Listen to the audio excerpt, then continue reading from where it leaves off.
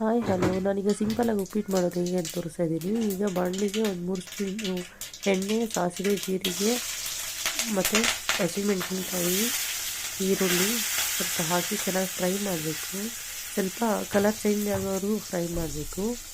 Fry ಮಾಡಿ ಆದಮೇಲೆ ಅದಕ್ಕೆ ಸ್ವಲ್ಪ ನಾನೀಗ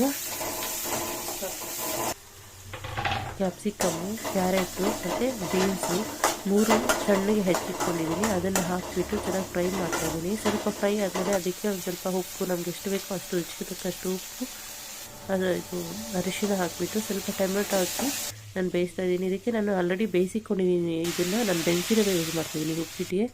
1 ಗ್ಲಾಸ್ ರವೆಗೆ ನಾನು 3 ಗ್ಲಾಸ್ ನೀರು ಹಾಕ್ತಾಯಿದ್ದೀನಿ. ಯಾಕಂದರೆ ನನಗೆ ಸಾಫ್ಟಾಗಿರಬೇಕು ಉಪ್ಪಿಟ್ಟು ನಮಗೆ, ಹಾಗಾಗಿ ನಾನು 3 ಗ್ಲಾಸ್ ನೀರು ಹಾಕ್ತಾಯಿದ್ದೀನಿ. 3 ಗ್ಲಾಸ್ ನೀರು ಹಾಕಿಬಿಟ್ಟು ಈ ಥರ ಕುದಿಯೋವರೆಗೂ ವೆಯ್ಟ್ ಮಾಡಬೇಕು. ಆನಂತರ ಸ್ವಲ್ಪ ಅದಕ್ಕೆ ಕೊತ್ತಂಬರಿ ಸೊಪ್ಪನ್ನು ಹಾಕಿಬಿಟ್ಟು ಉಪ್ಪಿಟ್ಟು ರೆಡಿ.